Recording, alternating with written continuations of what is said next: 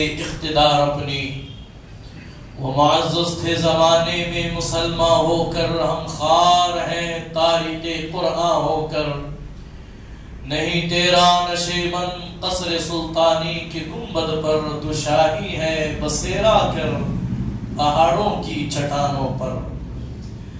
کچھ عرض و معروض سے پیشتر سب سے پہلے اپنی اور ساری کائنات کے مرکز عقیدت حضور رحمت للعالمین خلاصہ کائنات جناب احمد مجتبی محمد مصطفیٰ ارواحنا روح فدا صلی اللہ علیہ وآلہ وسلم کی بارگاہ پرانور میں عقیدت و محبت کے ساتھ غلامانہ انداز میں درود پاک کا ہدیہ پیش کریں۔ اللہم صلی علی سیدنا و مولانا محمد مبارک وسلم۔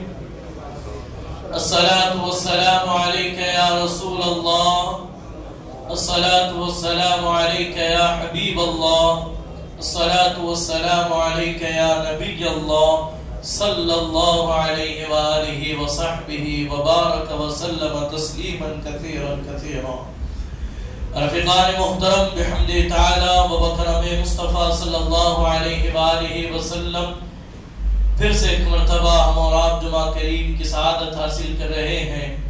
پچھلے غالباً 3 جمعہ سے مسلسل نکاح کی اہمیت، اس کی برکتیں اور اس کے کچھ اہم مسائل پر حتی الامکان ہم نے کوشش کی اس پر کچھ لب کشائی کرنے کی۔ اللہ کریم کے حضور دعا کو ہوں کہ مولا تبارک و تعالی ہم نے اب تک جو کچھ سنا اس کے متعلق اپنی نسل نو کا ہمیں بحیثیت ذمہ دار نکاح کروانے کی توفیق عطا فرمائے، اور نوجوانوں کو اللہ تبارک و تعالی اپنے فضل سے سادگی کے ساتھ اللہ اور اس کے رسول کے احکام کے مطابق نکاح کی سنت کو ادا کرنے کی توفیق عطا فرمائے۔ آج بھی کچھ ضروری اور کچھ اہم مسائل لے کر کے نکاح کے متعلق، خاص کر کے حق مہر اور ولیمے کے متعلق کچھ ضروری باتیں، اور دور حاضر میں جو کچھ معاملات ہو رہے ہیں، خاص کر کے میاں بیوی کے اندر جب معاملات اونچ نیچ ہو جاتے ہیں تو وہ میاں بیوی وہ جوڑے اللہ رب العزت نے جو حد مقرر کی ہے اس حد کو توڑ کر کے اپنی مرضی کے مطابق زندگی گزارنے کی کوشش کرتے ہیں۔ اس کے متعلق مجھے اور آپ کو چاہیے کہ ہم ان کے حوالے سے کچھ ضروری مسائل سمجھنے کی اور انہیں عام کرنے کی اللہ ہمیں کو توفیق عطا فرمائے اور ہمیں کوشش کرنی چاہیے۔ عزیزان محترم، نکاح وہ عظیم عبادت ہے کہ انسان جس وقت نکاح میں آ جاتا ہے اس وقت سے لے کر موت تک وہ ایک عظیم عبادت کے اندر مشغول ہوتا ہے، لیکن ضروری ہے کہ نکاح کو نکاح اور سنت رسول سمجھ کر کے کیا جائے۔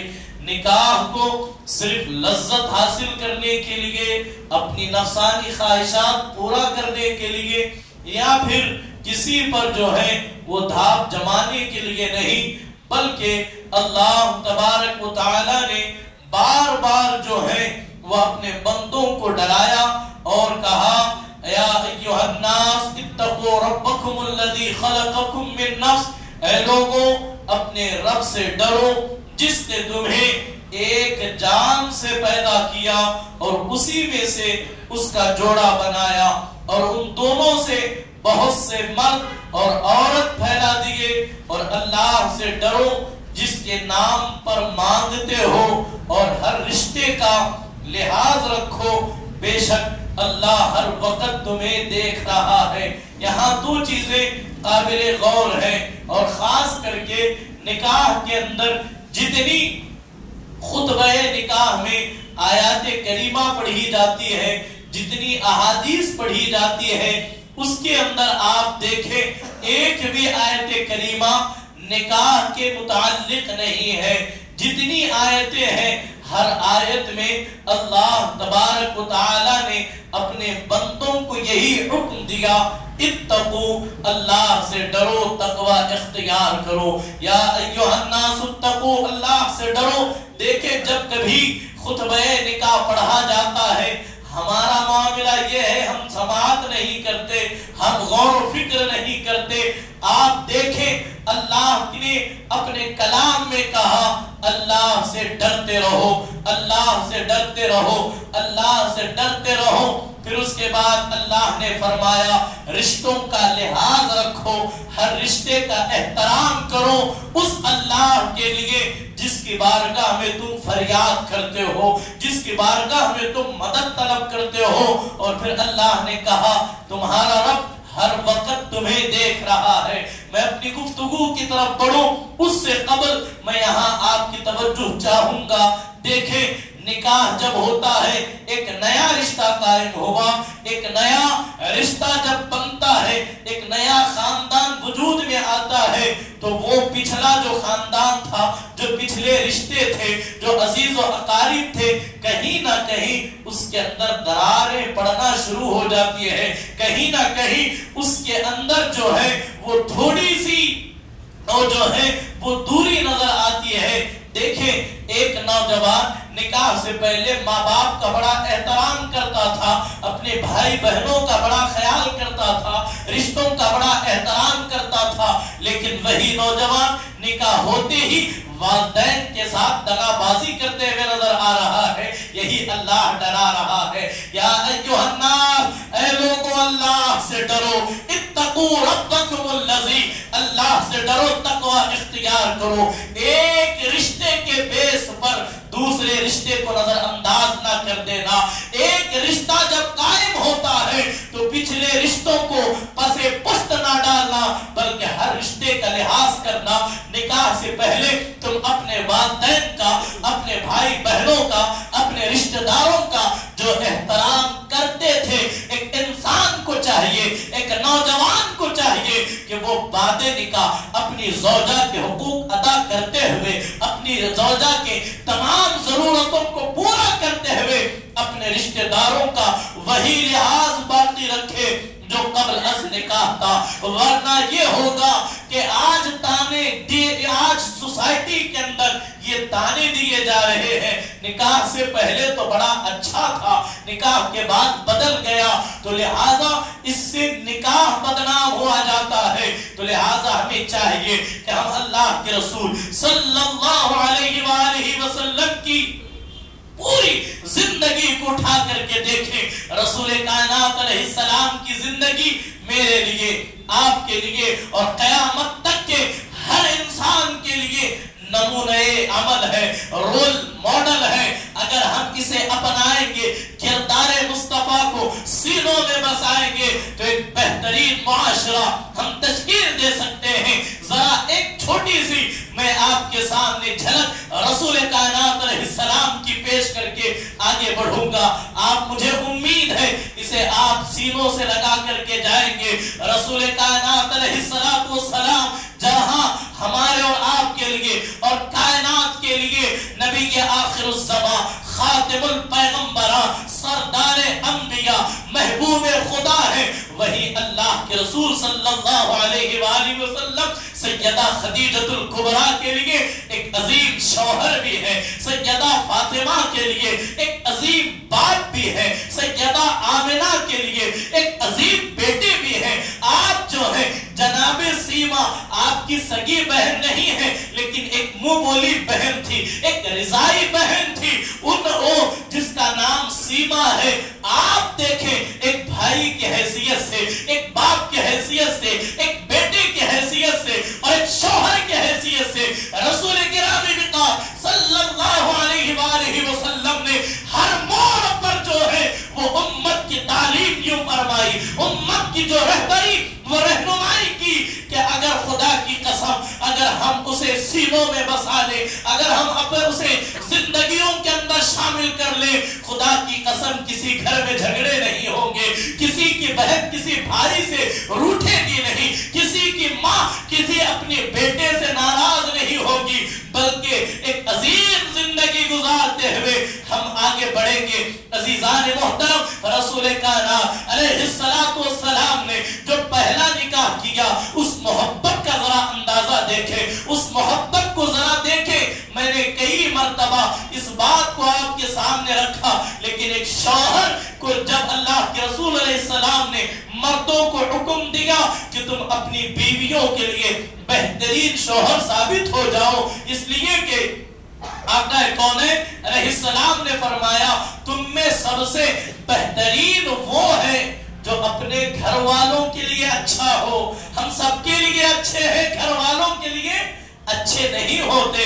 ہمارے اخلاق سب دوسروں کے لیے ہے، ہماری نرمیاں سب دوسروں کے لیے ہے، ہماری عاجزگی سب دوسروں کے لیے ہے، ہمارا درگزر کرنا، ہمارا معاف کرنا سب دوسروں کے لیے ہے۔ ہم اپنوں کو درگزر نہیں کر رہے، ہم بیویوں کو درگزر نہیں کرتے۔ تو اللہ کے رسول علیہ السلام نے ایک شوہر کی حیثیت سے شوہر بن کر کے دکھایا، اے لوگوں دیکھو ایک شوہر کو کیسا ہونا چاہیے اپنی بیوی کے لیے۔ اللہ اللہ، سیدہ خدیجہ الکبریٰ سلام اللہ علیہا، آپ کی تربت اطہر پر اللہ ہر آن کروڑوں رحمتیں نازل فرمائے۔ ایسی بیوی بھی زمانے نے نہیں دیکھی اور ایسا شوہر بھی زمانے نے نہیں دیکھا۔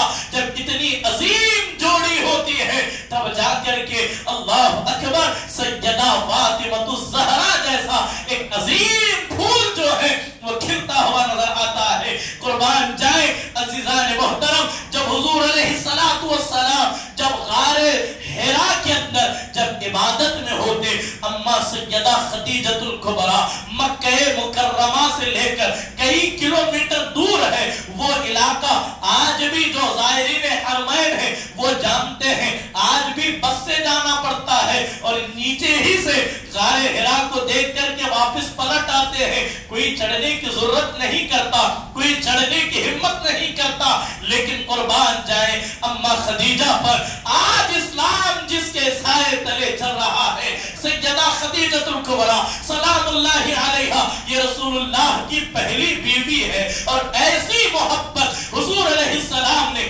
اپنی زوجہ اپنی شریک حیات سے کر کے دکھائی۔ تاریخ میں ایسا جوڑا نظر نہیں آتا۔ جب حضور غار حرا میں اللہ کی عبادت میں مشغول ہوتے، اما خدیجہ حضور کے لیے گرم گرم کھانا پکاتی ہے اور پکا کر کے خود لے کر کے اتنا لمبا سفر طے کر کے، اتنی طویل مسافت طے کر کے بنفس نفیس یوں نہیں کہ اوپر سے آواز دی رسول کائنات نیچے تشریف لائے، نہیں بلکہ پہاڑ چڑھ کر کے حضور کو کھانا پیش کرتی، حضور کی خدمت کیا کرتی۔ یہی وجہ ہے کہ یہ محبت تھی۔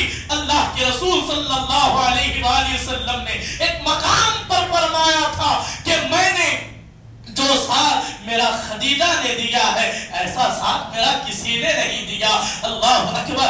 بات آئی سیدہ عائشہ صدیقہ سلام اللہ علیہا، یہ بھی آپ کی بیوی ہے، آپ کی شریک حیات ہے۔ ایک دن ایک بکری رسول کائنات علیہ السلام نے ذبح کی، اور ذبح کرنے کے بعد جب سالن پکنے لگا حضور نے کہا اے عائشہ تھوڑا سا شوربہ زیادہ کر لینا، تھوڑا سا شوربہ زیادہ کر لینا، ذرا توجہ کیجئے۔ حضور فرماتے ہیں عائشہ میں نے سنا ہے میری خدیجہ کی ایک سہیلی ہے وہ مدینے میں آئی ہے، ذرا شوربہ زیادہ کرنا، ایک پیالی جو ہے شوربہ گوشت کی بکری کا شوربہ جو ہے میں خدیجہ کی سہیلی کو بھجوا دوں تاکہ میری خدیجہ کی روح کو ٹھنڈک پہنچے، اس کی روح کو تسکین ملے۔ یہ سن کر کے سیدہ عائشہ صدیقہ سلام اللہ علیہا نے یہ کہا یا رسول اللہ آپ کے نکاح میں بڑی خوبصورت اور بڑی حسین و جمیل جو ہے وہ زوجہ آپ کی نکاح میں آئی، آپ کی نکاح میں عورتیں آئی، لیکن آپ بار بار میں دیکھتے ہو اس جو ہے لال گالوں والی آپ نے جملہ کہا میں وہ تو دہراؤں گا نہیں اور وہ شان کے لائق نہیں۔ اللہ اللہ، رسول کائنات علیہ السلام نے جب سیدہ خدیجہ الکبریٰ کے حوالے سے سیدہ عائشہ کے جملے سنے آپ کا رنگ بدلنے لگا، جلال کے آثار نظر آئے اور کہا عائشہ میری خدیجہ کے بارے میں کچھ نہ کہنا، اس لیے کہ خدیجہ نے میرا اس وقت ساتھ دیا جب مجھے سب چھوڑ چکے تھے، جب مجھے سب چھوڑ چکے تھے۔ یہ محبت تھی رسول کائنات علیہ السلام نے کر کے بتایا، اور اللہ اکبر یہی سیدہ خدیجہ الکبریٰ ہے کہ جب آپ کی وصال ظاہری کا وقت قریب آیا سیدہ خدیجۃ الکبریٰ سلام اللہ علیہا وصال کے قریب پہ ہیں. آپ نے جو ہے اپنی بیٹی سیدہ فاطمہ الزہرا کو اپنے سرہانے بلایا تا آپ بخار سے تپ رہی ہے اور کئی دن سے جو ہے اللہ اکبر واقعہ اتنا ہے کہ میں نے یہ تاریخ پڑھی ہے. سیدہ خدیجۃ الکبریٰ جس وقت حضور کے نکاح میں آئی اتنا سونا سیدہ خدیجۃ الکبریٰ نے کنٹلوں کے حساب سے سونا اہل مکہ میں تقسیم کرنے والی سیدہ خدیجہ ہے. لیکن یہ اسلام لانے کے بعد حضور کی محبت میں سب چھوڑ کر کے سادگی سے عاجزگی سے جو زندگی گزاری جا رہی ہے. اللہ اللہ اب بخار کا عالم ہے, کوئی علاج نہیں, اس لیے کہ مکہ والے حضور کے اعلان نبوت کے بعد سب ساتھ چھوڑ چکے ہیں. میں بات طویل نہیں کروں گا, المختصر سیدہ فاطمہ الزہرا کو قریب بلایا اور بلا کر کے کہا اے میری آنکھوں کی ٹھنڈک, اے میرے کلیجے کی ٹھنڈک, اے فاطمہ اپنے والد بزرگوار کے پاس جانا, بابا سے کہنا کہ امی نے آپ سے اپنی چادر مانگی ہے, قربان جائے. سیدہ فاطمہ الزہرا آئی اور آ کر کے عرض کرتی ہے بابا جان امی جان نے آپ سے آپ کی چادر مانگی ہے. رسول کائنات علیہ السلام امت کو دکھانا چاہ رہے ہیں, امت کو پڑھانا چاہ رہے ہیں. پوچھ کر کے اپنی امی سے پوچھ, اے فاطمہ جا اپنی امی سے پوچھ لے کہ آخر وہ میری چادر کا کیا کرے گی. اللہ اللہ جب سیدہ فاطمہ الزہرا صلوات اللہ علیہا نے جب پوچھا امی جان بابا نے پوچھا ہے آپ اس چادر کا کیا کریں گی, تو حضور علیہ السلام نے پوچھا ہے تو سیدہ خدیجہ نے کہتی ہے بس میں اتنا چاہتی ہوں جب میرا ارسال ہو جائے, جب مجھے کفن دیا جائے, میری آخری خواہش یہی ہے کہ میرا کفن میرے شوہر کی چادر ہو, میرا کفن میرے شوہر کی چادر ہو. یہ نبی جہاں نبی کے بے شمار مراتب ہیں. سیدہ خدیجہ کہتی ہے میرا آخری کفن میرے شوہر کی چادر ہو. سیدہ خدیجۃ الکبریٰ نے جب سیدہ فاطمہ الزہرا سے کہا, آ کر کے سیدہ فاطمہ نے اما خدیجہ کا پیغام سنایا. حضور کے آنکھوں میں آنسو آئے اور آپ صلی اللہ علیہ وآلہ وسلم نم آنکھوں سے کہتے ہیں, آپ سیدہ خدیجۃ الکبریٰ کے سرہانے کھڑے ہیں اور کھڑے ہو کر کے کہتے ہیں میری خدیجہ تو نے مجھ سے بہت چھوٹی چیز مانگی ہے, تو نے بہت چھوٹی چیز مانگی ہے. قسم ہے اس ذات کی جس کے قبضے قدرت میں میری جان ہے, خدیجہ اگر تو میری چمڑی بھی مانگتی تو میں وہ بھی ادھیر کر تجھے دے دیتا. اللہ کے رسول صلی اللہ علیہ وسلم بحیثیت شوہر ایسے ہیں. اور حضور علیہ السلام نے مردوں کو تعلیم دی کہ ایک شوہر کو ایسا مثالی ہونا چاہیے. یہی رشتوں کا لحاظ رکھنے کے لیے ہمیں کہا گیا. آج نوجوان لو میرج کے چکر میں پڑے ہیں, سوشل میڈیا پر, فیس بک پر, یہاں وہاں حسن ان کے دامے پریب میں آ کر کے ان کے ساتھ وہ سارے رنگریلیاں کر لیتے ہیں. نکاح سے پہلے اور نکاح کے بعد جیسے ہی نکاح ہوتا ہے تلخیاں شروع, کڑواہٹ شروع, جھگڑے فساد شروع. اللہ کے رسول علیہ السلام کے جو ارشادات ہیں اسے ملاحظہ کریں, اسے سینوں میں بسائیں. جو محبت نکاح سے پہلے ہوتی ہے وہ محبت نکاح کے بعد باقی نہیں رہتی. اصل محبت وہی ہے جو نکاح کے بعد قائم ہوتی ہے, جو نکاح کے بعد میاں بیوی کے اندر پیدا ہوتی ہے. اور جب محبت پیدا ہوتی ہے تو آپ دواخانوں میں جا کر کے دیکھیں 80 سال کا بوڑھا ہے, اپنی بیوی جس کی 70-75 سال کی عمر ہے وہ اس محبت کے ساتھ اپنی زوجہ کو کبھی پانی پلاتا ہے, کبھی لٹاتا ہے, کبھی اٹھاتا ہے اور دنیا کو بتاتا ہے وہ محبت جسم کی تھی, یہ محبت دل کی ہے جو حسن ڈھل جانے کے بعد بھی قائم ہے اور سلامت ہے اور مرتے دم تک باقی رہے گی. اصل محبت تو یہ ہے. حسن سے محبت جو کر کے نکاح کرتے ہیں وہ حسن کے ڈھلتے ہی ختم ہو جاتی ہے. آپ سیدہ خدیجہ الکبریٰ ایک شوہر کی حیثیت سے، ایک بیٹے کی حیثیت سے رسول کائنات کو دیکھیں. حضور علیہ السلام فرماتے ہیں میں عشاء کی نماز پڑھا رہا ہوتا، میں پہلی رکعت میں ہوتا، سورہ فاتحہ پڑھ رہا ہوتا، دروازے سے دروازہ کھول کر میری ماں سیدہ آمنہ مجھے پکارتی بیٹے محمد آ، تو میں صحابہ کی جماعت کو چھوڑتا اور اپنی والدہ کی خدمت میں حاضر ہوتا. ایک بیٹے کی حیثیت سے رسول کائنات علیہ السلام کا کردار یوں ہے. اور ایک بھائی کی حیثیت سے دیکھیں، اللہ اللہ قربان جائیں، حضور علیہ السلام جب مکہ مکرمہ کو فتح مکہ ہوا، پوری شان کے ساتھ رسول کائنات علیہ السلام مکہ کی سرحد میں داخل ہوئے. آپ کی ایک بہن تھی جس کا نام سیما ہے، اور یہ بہن جناب سیدہ دائی حلیمہ کی بیٹی ہے. جب حضور علیہ السلام جب گود میں تھے، یہی بہن تھی جو حضور کو گودی لیا کرتی تھی، یہی بہن تھی جو حضور کو لوریاں دیا کرتی تھی. یہ رضائی بہن ہے. اللہ اللہ قربان جائے، جب حضور مکے میں داخل ہوئے تو یہی جناب سیما ہے جو مکہ میں رہ رہی ہے. ایک چھوٹا سا جھونپڑا ہے اور کچھ برتن ہے، اور آپ کے کچھ حالات ایسے نہیں ہیں کہ حضور کو بلایا جائے. اطلاع ملی جناب سیما کو مکہ فتح ہو چکا ہے. حضور علیہ السلام فاتح مکہ کی حیثیت سے مکے میں داخل ہو رہے ہیں. جب سیدہ جناب سیما کے بیٹوں نے دیکھا، امی جان کیا حضور ہمارے گھر نہیں آئیں گے، ہمارے گھر نہیں آئیں گے. جناب سیما کبھی حضور کو دیکھتی ہے، کبھی اپنے گھر کو دیکھتی ہے، اور بچوں کو بہلانے کے لیے اتنا کہتی ہے بیٹے تیرے ماموں بہت مصروف ہیں، ان کے اوپر بہت ذمہ داریاں ہیں، جب انہیں وقت ملے گا وہ بنفس نفیس خود تشریف لائیں گے. بچوں کو کہہ دیا گیا، لیکن وہ میرے نبی ہیں جو دلوں کی باتیں سمجھ لیتے ہیں، جو دلوں کو بھانپ لیتے ہیں.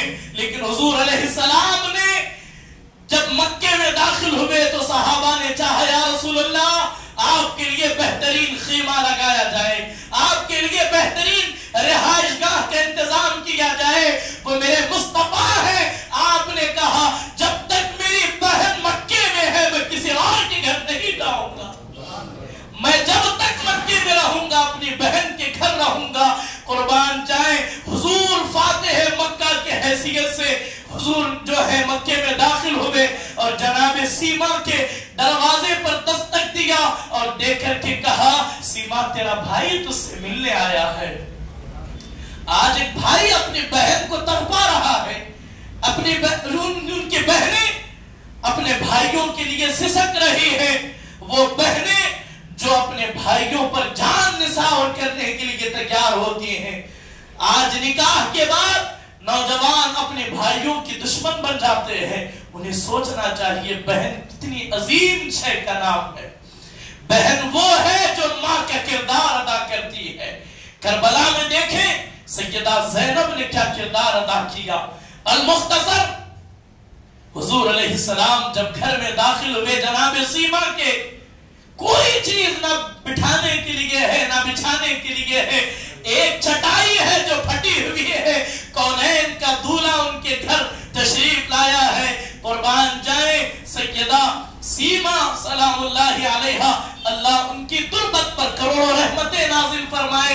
سیدہ سیما کے گھر جب حضور تشریف لائے کوئی چیز کھانے کے لیے موجود نہیں، کچھ روٹی کے سوکھے ہوئے ٹکڑے موجود ہیں، کوئی چیز نہیں. حضور جیسے ہی گھر میں داخل ہوئے اپنی بہن سے کہا بہن بڑی بھوک لگی ہے جلدی سے کھانے لگا دے.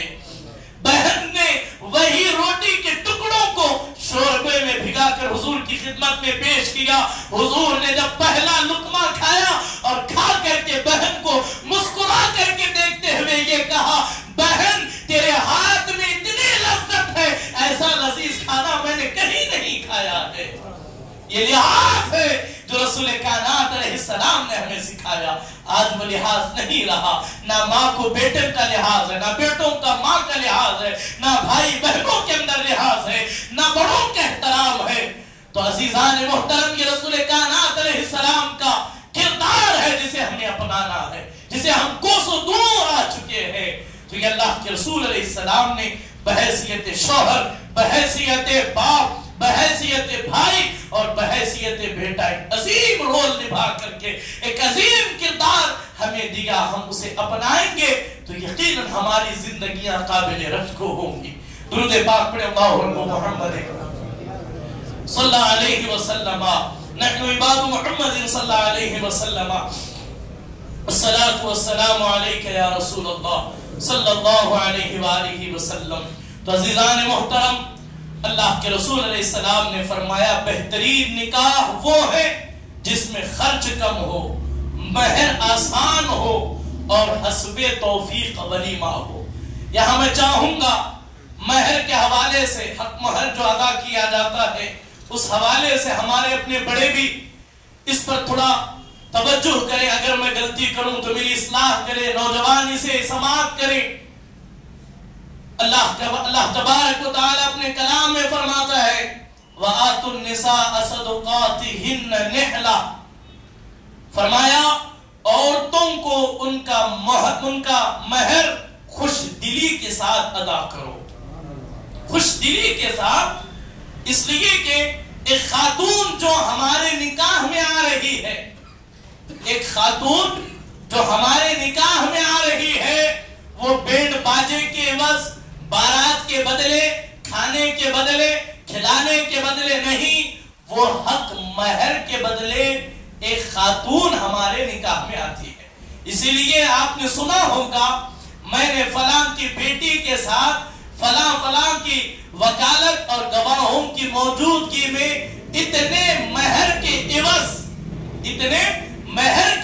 میں نے اپنی موکلہ کو آپ کے عقد میں دیا، آپ کے نکاح میں دیا، آپ کی زوجیت میں دیا. تو یہ پوچھا جاتا ہے.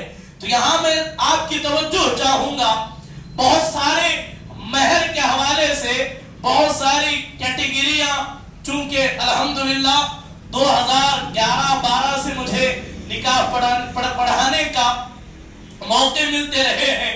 میں نے کئی اقسام کے لوگوں سے ہمارا واسطہ پڑھا. میں کسی کی طرف انگلی نہیں اٹھاتا، بلکہ یہاں اس مہر کی حیثیت آپ کے سامنے اجاگر کرنا چاہتا ہوں کہ مہر کتنا ہونا چاہیے اور مہر کیسا ہونا چاہیے. سب سے پہلے مہر جو ہے وہ نقد ادا کر دیا جائے تو سب سے بہتر ہے. گرچہ کم ہو لیکن اچھا ہونا چاہیے، ایک مرد کی حیثیت کے مطابق ہونا چاہیے. اہل علم کہتے ہیں کہ کم سے کم مہر تمہاری ایک مہینے کی جو کمائی ہے، ایک مہینے کی کمائی وہ حق مہر میں دی جانی چاہیے، کم سے کم ایک مہینے کی. اس لیے کہ آپ کسی کے یہاں کام کرتے ہیں تو بدلے میں وہ آپ کو جو تنخواہ دیتا ہے وہ ایک مہینے کی ہے، لیکن آپ جس خاتون کو نکاح میں لا رہے ہیں وہ ایک مہینے کے لیے، ایک دن کے لیے، ایک سال کے لیے نہیں، بلکہ پوری زندگی آپ کے پاس آ رہی ہے. تو کم سے کم پہلی چیز تو میں یہ نہیں کہوں گا کہ اتنا ہی ہونا چاہیے. میری حیثیت جتنی ہے اتنا مہر ادا ہونا چاہیے. میری ایک مہینے کی آمدنی، اگر میں ملازمت کرتا ہوں، ایک مہینے کی میری تنخواہ اگر 50,000 ہے تو میں اپنی زوجہ کو 50,000 یہ مہر ادا کروں. یہ بہترین مہر ہے. یہ دینا شرط نہیں اتنا، لیکن بہترین مہر اتنا ہے، کم سے کم ایک مرد کی شان کے لائق ہونا چاہیے. لیکن ہم دیکھتے ہیں بڑی معذرت کے ساتھ، آپ نے جو فوٹوگرافر کو بلایا ہے وہ 80,000 کا ہے. آپ نے جو ڈیکوریشن کرایا ہے، جو کرسیاں لگائی گئی ہے وہ 20-25,000 کے ہیں. آپ نے جو کھانا پکایا ہے، جو لباس، حتیٰ کہ خود ایک دولہے کا لباس 25-35,000 کا بنتا ہے، لیکن حق مہر 5,786، حق مہر 3,786، حق مہر 7,786. یہ مہر ادا ہو جائے گا. لیکن یہ آپ اگر 25,000 کا لباس 6 گھنٹے کے لیے پہنتے ہیں تو وہ بیوی جو پوری زندگی آپ کے نکاح میں آنے کے بعد آپ کے کپڑے دھلے گی، آپ کا کھانا پکائے گی، آپ کی بچوں کی پرورش کرے گی، ہر کام میں تو پھر آپ اپنی طاقت کے مطابق مہر دیں گے. مجھے امید ہے کہ جو نوجوان نکاح کریں گے وہ اپنی آمدنی کا 1 مہینے کی آمدنی نکاح میں دیں گے نا انشاءاللہ. یہ بہترین. اور اگر کوئی 50 دے رہا ہے تو وہ اس کی آمدنی ہوگی. اور یہ بھی ذہن نشین رکھیں کہ مرد کی آمدنی سے زیادہ بھی مہر نہیں ہونا چاہیے. نہ زیادہ ہونا چاہیے نہ کم ہونا چاہیے، بلکہ بہترین عام طور پر ایک اگر کہیں پر نکاح میں خرچ کیا جانا چاہیے ایک مرد کو تو وہ مہر ہی میں ہے. کھانے پر، ڈی جے پر، ہلدی پر، مہندی پر، ڈیکوریشن پر نہ بھی کیا جائے تو کوئی حرج نہیں، لیکن مہر ادا کرنا چاہیے. دوسرا وہ ہے جو ادھار پر مہر نکاح ہوتا ہے. اب تو الحمدللہ وہ بلا ختم ہو گئی، لیکن آج بھی کئی جوڑے جو پرانے زمانوں میں جن کا نکاح ہوا لیکن وہ مہر نہیں ادا ہوا تو آج بھی وہ ادھار ہی ہے. کچھ لوگ تو ارادتاً کہتے ہیں کہ ہم ادا کریں گے، وہ ادا کرتے ہیں. اور کچھ لوگ یوں ہی کہہ دیتے ہیں مولانا ادھار لکھ دیجئے، ادا کرنا تھوڑی ہے. ادھار نکالنے والے 2 لاکھ لکھ لیجئے ادھار، 10 لاکھ لکھ لیجئے ادھار. ادھار ادھار ہے، ادا کرنا تھوڑی ہے. دیکھیں یاد رکھیں، جس نے مہر کے بغیر زندگی گزاری وہ زندگی زنا کی زندگی کہلاتی. مہر گرچہ تھوڑا ہو ادا ہونا چاہیے. لیکن یہاں آج کل ہمارے بڑا لوگوں کو علم سے کوئی وابستہ نہیں، کوئی پوچھتے نہیں.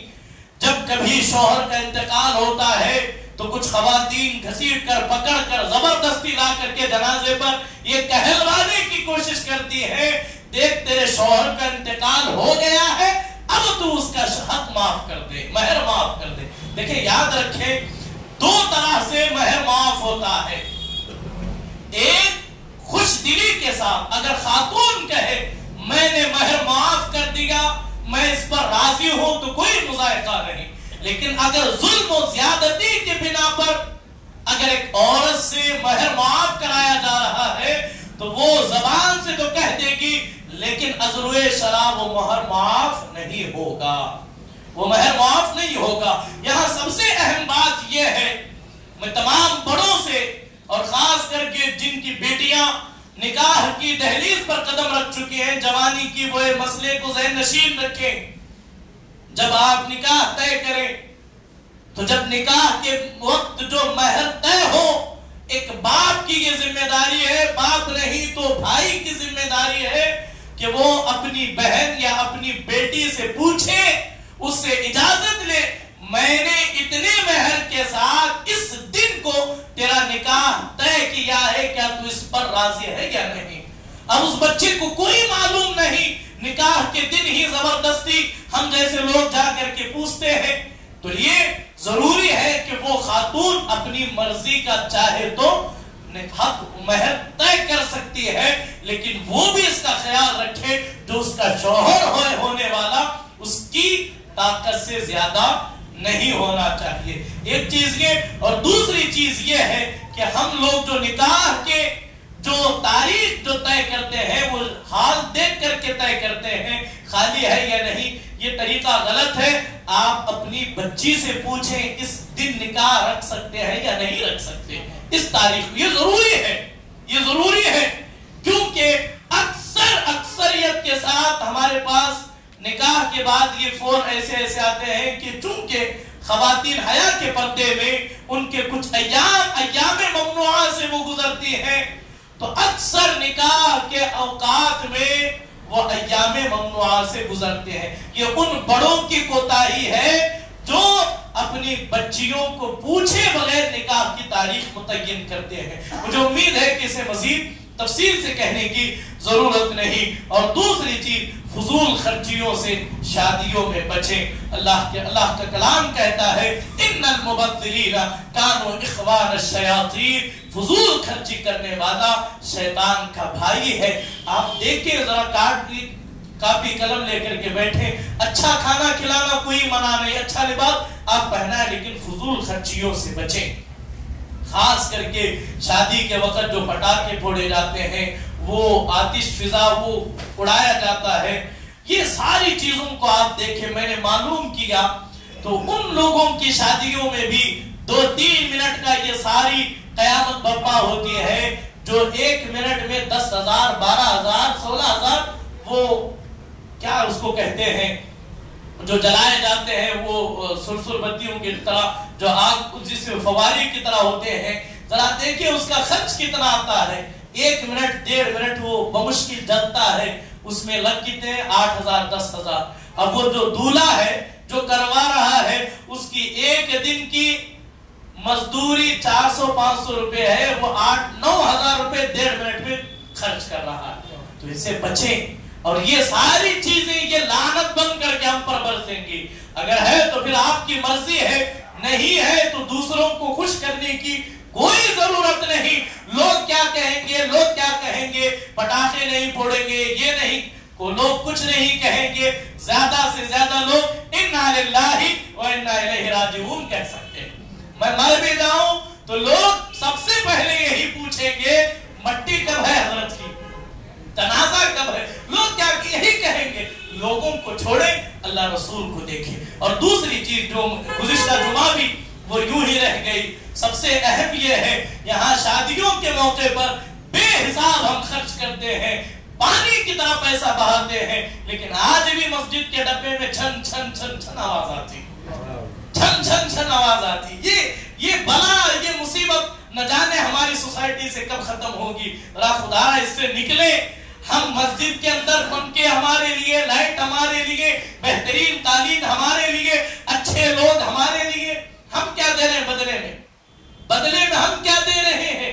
آپ مسجد آئے، آپ کے وضو کے لیے پانی ہے، پیشاب کے لیے باتھ روم ہے، آپ کے لیے بہترین سارے، بدلے میں ہم کیا دے رہے ہیں؟ ہفتے میں 1 مرتبہ چندے کا ڈبہ سامنے آتا ہے، وہ بھی 5 روپے، وہ بھی 2 روپے، وہ بھی 10 روپے، وہ بھی 20 روپے.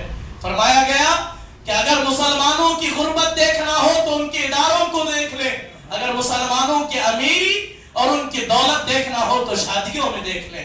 دیکھیں جتنے ادارے ہیں، یہ 1947 کا سب سے بڑا خامیازہ آج ہم ہندوستان کے اندر اس شکل میں بھگت رہے ہیں. جتنے بڑے بڑے یونیورسٹیاں، بڑے بڑے ادارے جو پرائیویٹ سیکٹرز میں چلتے ہیں، وہ کوئی بھی چندہ نہیں کرتا. مسجد بناؤ تو چندہ کرو، مدرسہ چلاؤ تو چندہ کرو. یعنی دین کا کام ہم نے چندے پر ڈال دیا اور سارے کام جو ہے وہ جیب کے پیسے لگا کر ذرا اس سے نکل آئے. نکلیں گے نا انشاءاللہ. اپنی حلال کمائی اللہ کی راہ میں دل کھول کر کے دیں اور یہ امید رکھیں اللہ کے گھر کو دیں گے تو کم نہیں ہوگا، اللہ اور بڑھا کر کے عطا کرے گا. اور سب سے اہم تو یہ سارے معاملات ایسے ہیں کہ ساری فضول خرچیوں کے سبب ایسے معاملات نکاح کے بعد پیدا ہوتے ہیں کہ طلاق کی، خلا کی اور دیگر معاملات سامنے آتے ہیں. بہت سارے مرد حضرات، بہت سارے عورتوں کی جب جھگڑے فسادات ہوتے ہیں تو شوہر غصے میں آیا، جذبات میں آ کر اپنی بیوی سے کہا میں نے تجھے طلاق دے دی. جب غصہ ٹھنڈا ہوا اور ٹھنڈا ہونے کے بعد وہ یہ کہتا ہے میرا ارادہ نہیں تھا، میں غصے میں تھا، میں نشے میں تھا. آپ چاہے جو بھی کہہ لیں، ایک مرتبہ آپ نے کہہ دیا میں نے تجھے طلاق دے دی تو طلاق واقع ہو گئی. کئی لوگ ہیں جنہیں میں خود کانوں سے سنا، شراب میں تھا، اپنی بیوی کو طلاق دیا، رات میں پھر نشہ اترا تو صبح پھر بیوی کی طرف. یہ زنا کی زندگی ہے، یہ زنا کی زندگی ہے. اور یاد رکھیں اللہ اس کے رسول کے جو قوانین ہیں وہ بڑے اس معاملے میں بڑے سخت ہیں اور یہ اتنے طویل ہیں. اس پر مسلسل 4 ہفتے بھی اگر ہم بولیں نکاح اور طلاق اور خلا کے معاملات تب بھی یہ مکمل نہیں ہوں گے. آپ نکاح کر رہے ہیں، نکاح کے مسائل اور طلاق کے مسائل کو سمجھنا، یاد رکھنا ضروری ہے. اور لوگ کہتے ہیں کہ حضرت میں نشے میں نے بول دیا، مجھے ہوش نہیں تھا میں بول دیا. تو میں اکثر ان لوگوں سے یہ سوال پوچھتا ہوں، آپ بھی اسے ذہن نشین رکھیں کہ آپ کا بھائی یا آپ کا بیٹا یا آپ کا دوست نشے میں تھا، اس نے طلاق کہہ دی، تو کیا اس نے نشے میں کبھی اپنی ماں کو طلاق کہا ہے؟ یہ بہت اہم چیز ہے. کیا کبھی کسی نے ماں کو طلاق کہا؟ اپنی بیٹی سے کہا جا میں تجھے طلاق دیتا ہوں، اپنی جو ہے بہن نہیں کہتا، یعنی کہ وہ نشے میں بھی اتنا وہ ہوش رکھتا ہے کہ طلاق کہی جائے تو بیوی ہی کو کہی جائے. تو لہذا حکم شرع یہ نافذ ہوتا ہے کہ طلاق واقع ہو گئی. طلاق مذاق میں بھی ہو جاتی ہے، خوشی میں بھی ہو جاتی ہے، غصے میں بھی ہو جاتی ہے، نشے میں بھی ہو جاتی ہے. تو یہ لفظ کہنے کے نہیں ہے، ہمیں بچنا چاہیے. اور اس کے بعد جو اگر پھر بھی زندگی گزارتا ہے تو وہ حلال کی نہیں بلکہ زنا کی زندگی کہلاتی ہے. اور یہ حلالہ اتنا سخت جو ہے وہ اللہ اور اس کے رسول کی لعنت ہے جو سوسائٹی کے اندر آج عام ہو رہی ہے. اس سے بچنا چاہیے. حلالہ نام کی کوئی چیز اسلام کے اندر ہے ہی نہیں، ہے ہی نہیں. انشاءاللہ اس پر آنے والے جمعہ میں تفصیل کے ساتھ گفتگو کروں گا. اللہ کریم کی حضور دعا گو ہوں، مولا تبارک و تعالی اپنے فضل سے